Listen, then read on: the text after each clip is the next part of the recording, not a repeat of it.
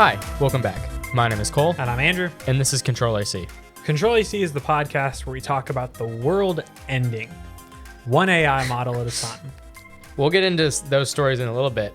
So if you were in North America and were on AT&T, some T-Mobile, and some Verizon networks, you experienced an outage early morning on that yesterday for us, Thursday, February 22nd.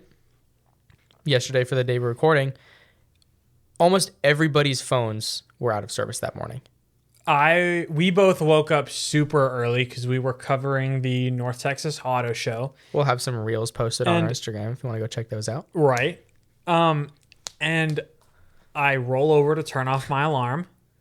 I wake up, I grab my phone, and at the top right, it just says SOS. Yeah, same. I'm like, that's weird, which means there's no cell connection at all.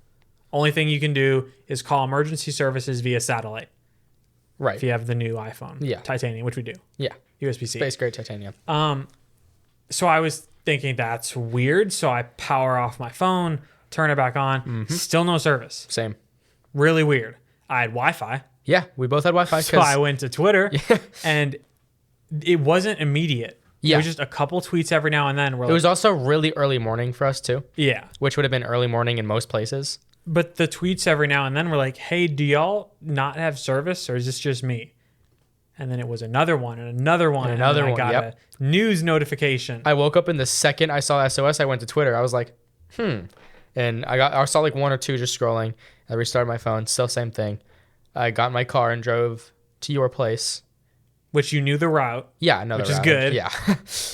And I got to his house. I was like, maybe it was just a thing in my location, citywide, or like countywide, whatever. So I drive to Andrew's and still no service. Right. And we grabbed breakfast with no service. I actually downloaded the entire Metroplex on my phone. Good Apple idea. Maps. Yeah. So we ended up getting to downtown Dallas for the auto show just fine.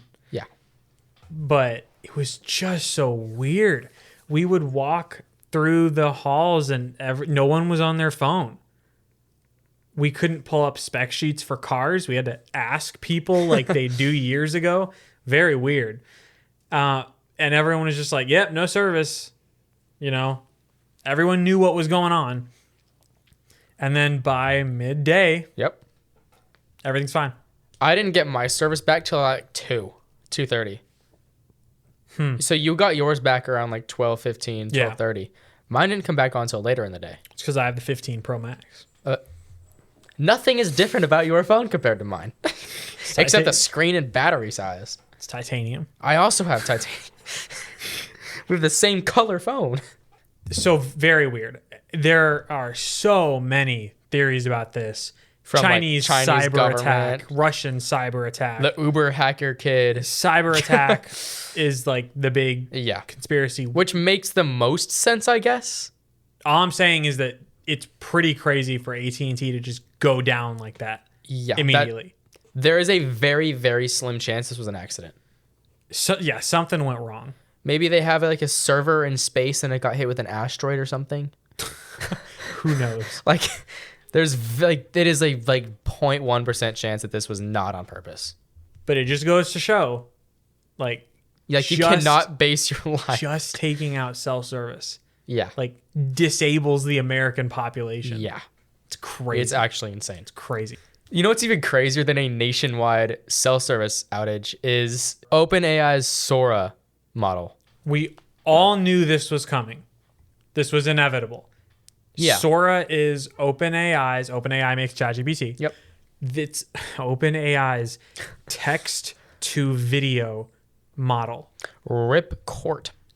Everyone knew this was going to happen. No one expected it to be this soon and look this good. And this good. So if you scroll down to the video.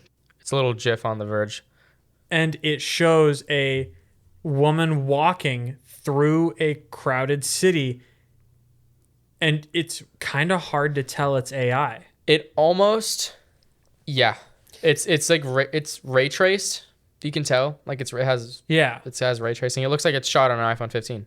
Now, if you look down at her feet, her feet kind of slide across the pavement when she steps. Yeah, and they kind of get like big and like wonky. Like you could, like if you pay attention for a couple minutes, like seconds even, you can tell that it's not real. This is only the first version of this thing, which is crazy. First public version of this. Yeah.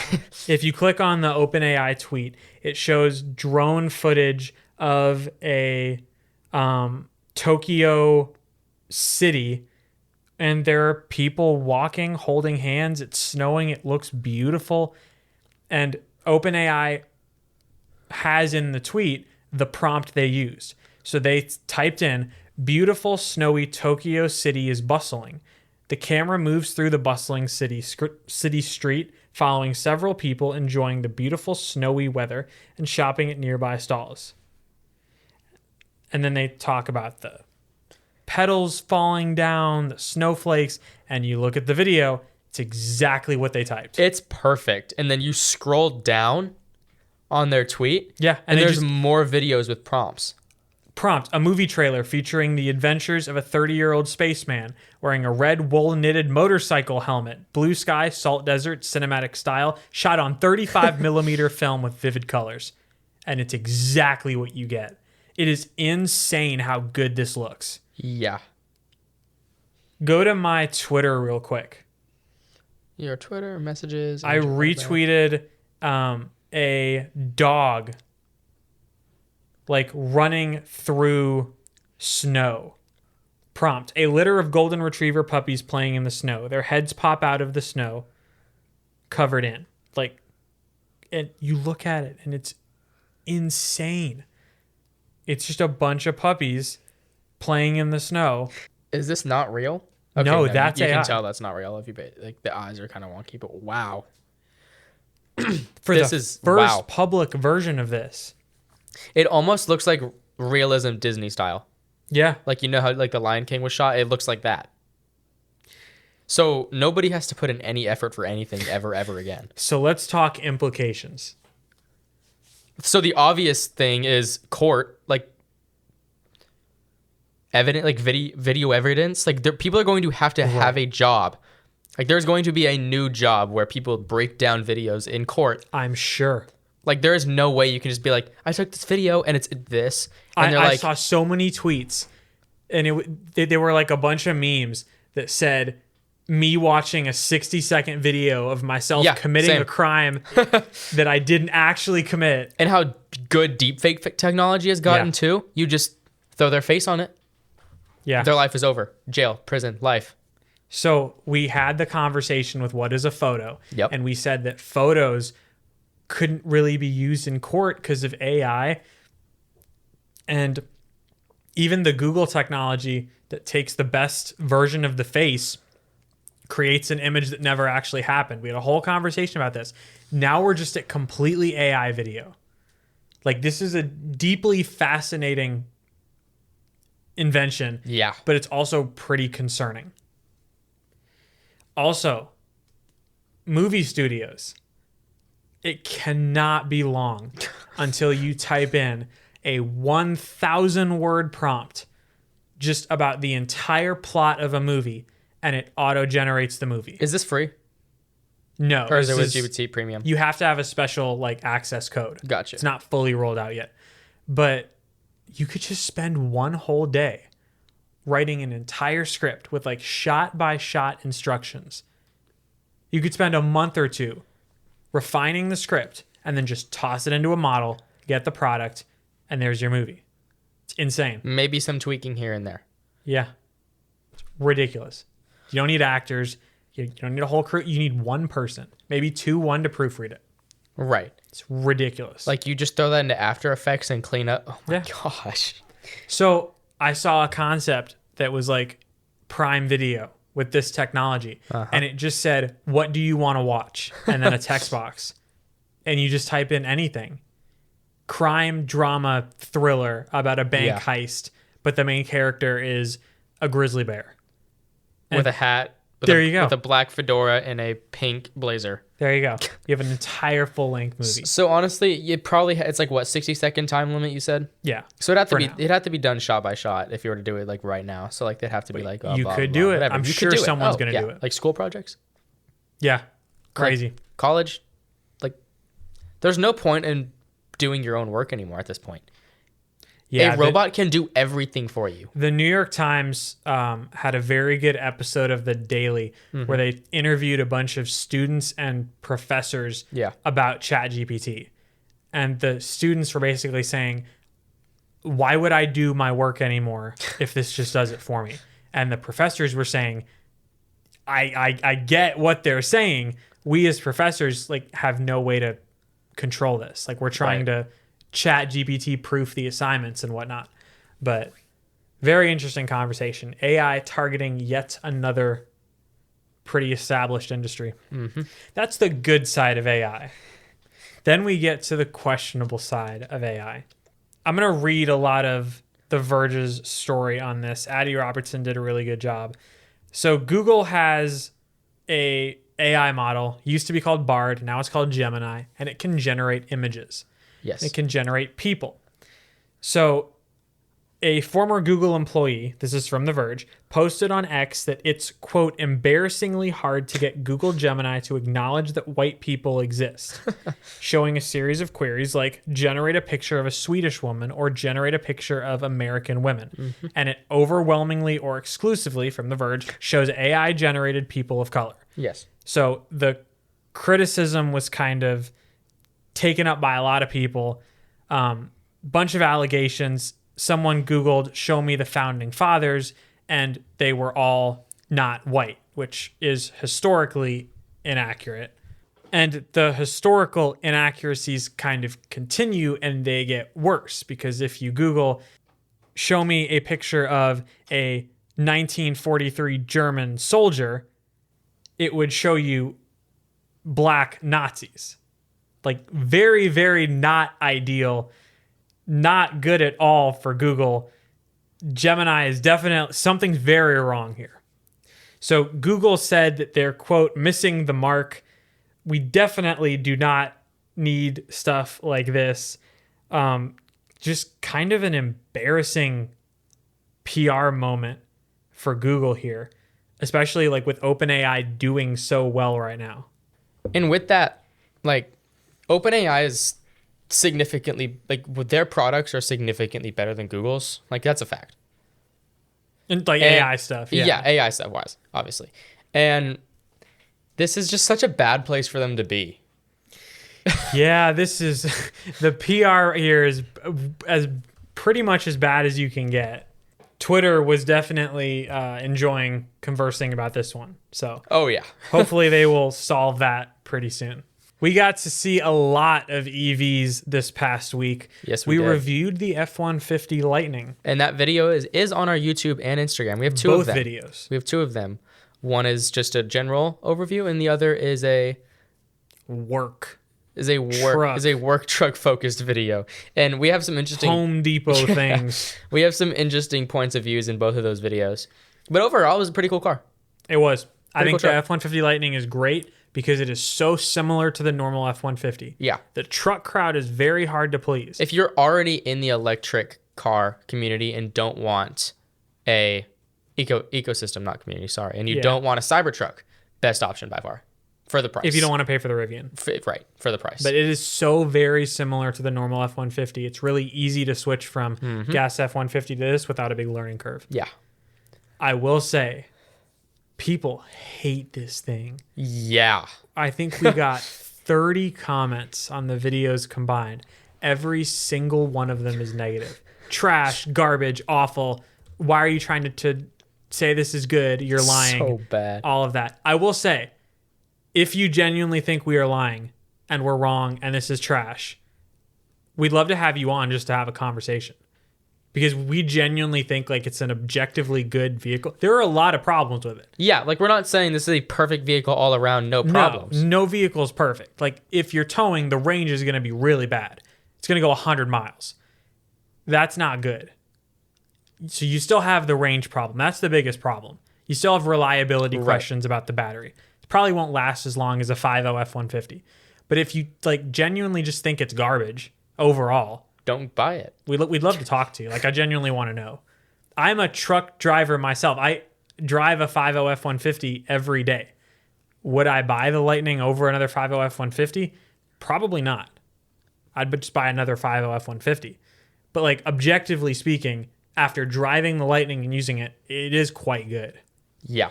And keep in mind, this is the first one. Yeah. You want to go look at the first F-150? I think it topped out at 45 miles an hour. We had the 5.4 Triton a couple of years ago, and that was something. One of my friends has gone through 4 of them. That was something. So for this to be this good first generation, it is pretty promising. Yeah. Because it's not a bad truck. You know what else isn't bad? The North Texas Auto Show. That was Yes. awesome. They had some really cool cars there, including the Kia EV9. Yes, the North American Utility Vehicle of the Year. Yeah, it was a really interesting car. Really, it reminds me of the like Ford Explorer type build, like big box SUV. That Kia glow up over the past couple of years is crazy. We sat in the EV6 last year and we got to do the test drive in it. Yeah, that was really fast. It was cool. But the EV9 is the big family one. Mm-hmm. Got to sit in the electric Silverado. We reviewed that. That'll be on our YouTube and Instagram. That'll be another a little while.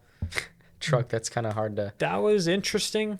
Yeah, it doesn't. It's base. It's the same thing as the Lightning. It looks like an Avalanche, and if you know me, you know I have pretty strong thoughts about the Avalanche. They're not positive, so I would pass on that one. It'll last longer than the 5.4 Triton, though.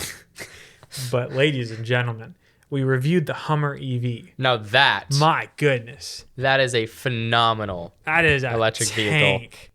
It is hard to like convey how huge that vehicle is. Yeah.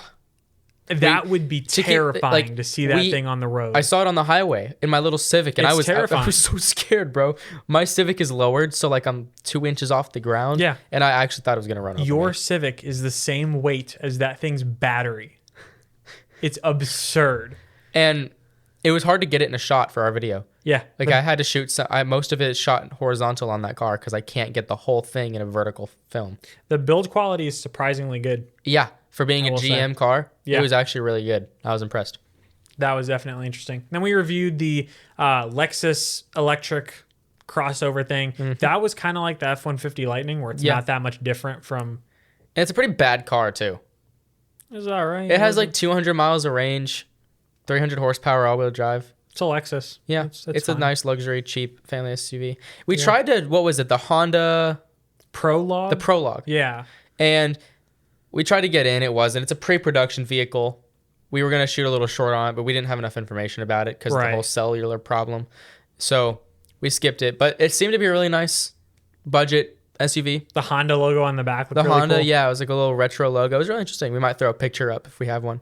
But yeah, there were some pretty interesting EVs there. Some interesting cars. There were some cool Corvettes and stuff. But we're going to go back sometime, hopefully, and do the EV test track. Mm-hmm. We'll see how that goes. Yeah. We will take a quick little break. When we get back, we have some TV news. Going to go over my Twitter feed a little bit, look at some concerning posts, not from me, and then talk about our latest tech purchase. Yes, we are. So, Andrew, you know what's cooler than the Kia EV9? What's cooler than the Kia EV9? A brand spanking new backyard. That would be nice. Where do I get a new backyard? Have you heard of the Complete Backyard? No. It's a custom outdoor spa and living space design company. Really? Yeah, so they design your backyard however you want it. You tell them what you want, they'll make it happen. And they work with you every step of the way to ensure that it's perfect. How do they show me what it'll look like? They render it, 3D model it, and you get to wear a VR headset and see what it will look like in your backyard. Well, that's cool. How do I contact them? You can go to thecompletebackyard.com for a consultation.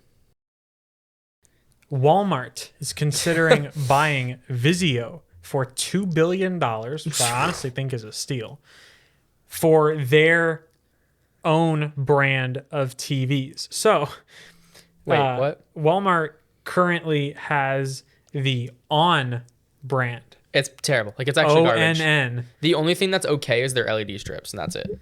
Yeah, their in-house tech is pretty bad. But if Walmart bought Vizio, they could make Vizio TVs Walmart exclusive and kind of try and take over some of the cheap TV market from TCL, Yeah. and like Hisense. And if you've been in a Walmart, these TVs are everywhere. Like they're in every possible open spot. They're just like a line of Vizio and Philips TVs. Now, if you are a pixel nerd, if you're someone who looks at a TV and goes, wow, the local dimming zones are really bad, you probably will not be buying a Vizio TV. Probably not. But if you are the majority of America and you want a big, cheap screen, which is what most people want, whether it's a phone or a TV, they want a big, cheap screen, then you buy a Vizio TV. Yeah. It's fine. College dorm. Exactly. Kid's bedroom. Exactly. Game room. Exactly. Yeah. Cheap stuff. Garage. There you go. Yeah. Vizio. Vizio. I really hope they don't put the on branding on the Vizio TVs. But who knows? Maybe it's just a Walmart. What's the Walmart brand? Great value. A Great Value TV.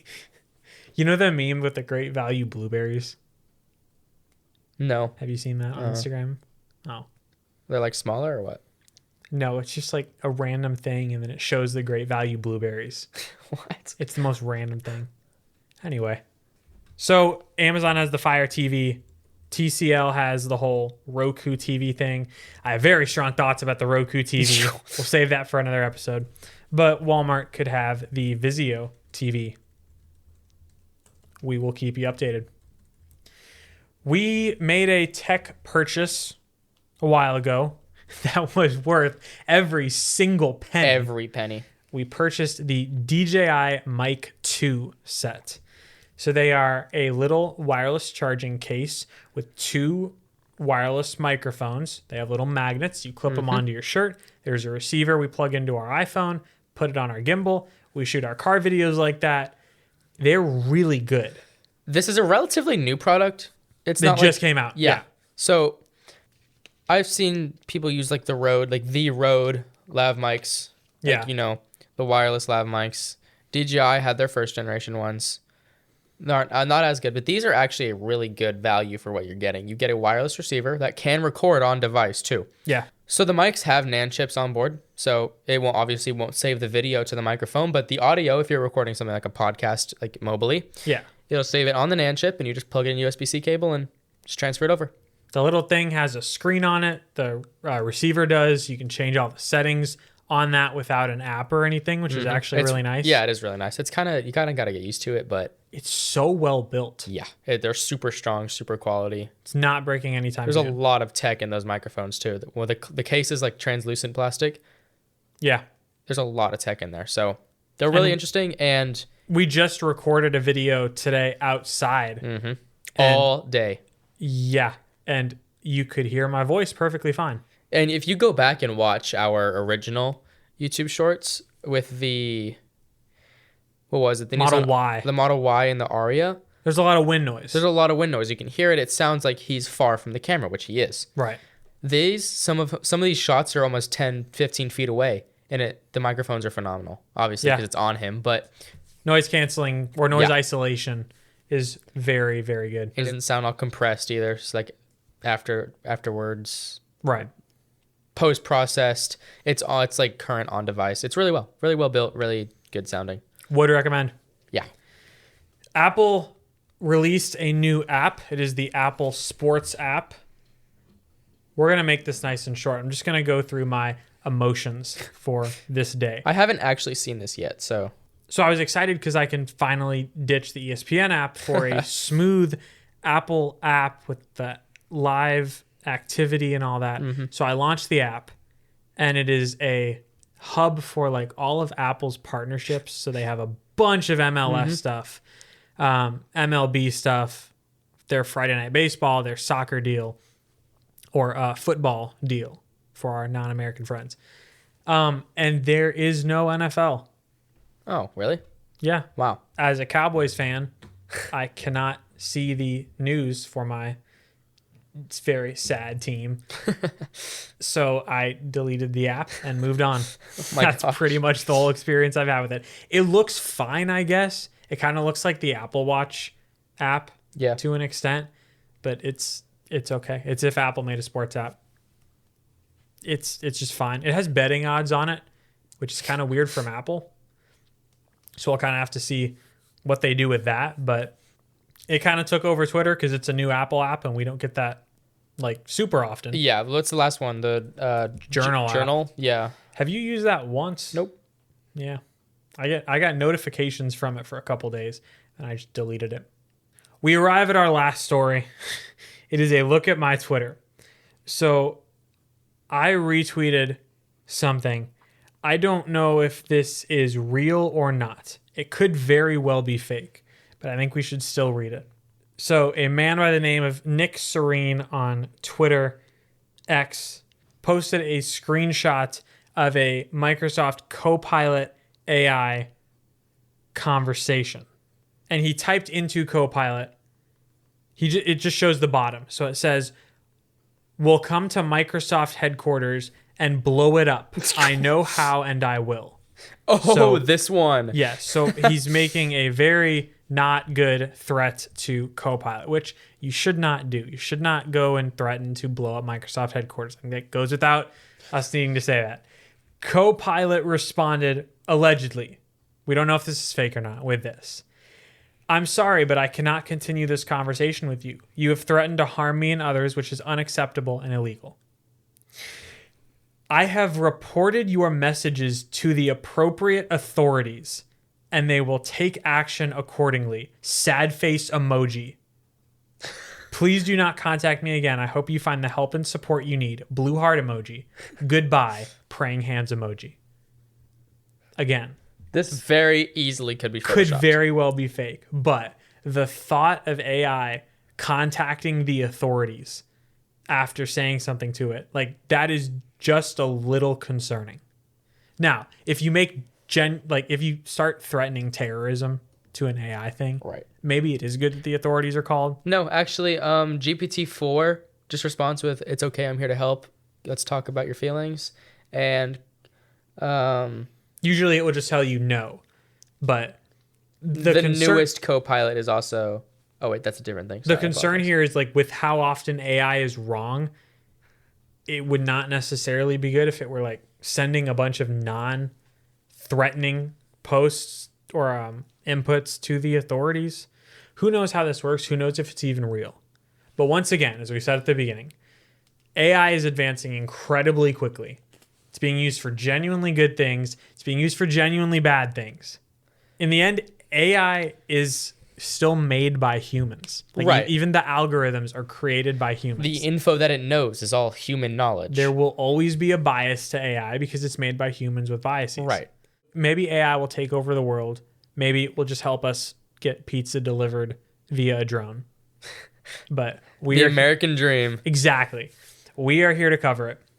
With that, this has been episode 57. If you've enjoyed this, you can comment your F-150 Lightning thoughts on the platform with the most controversial CEO. Twitter, X, I'm at UtterlyDrew. I'm at Cole WW Webb. We will see you in 2 weeks. Bye, guys.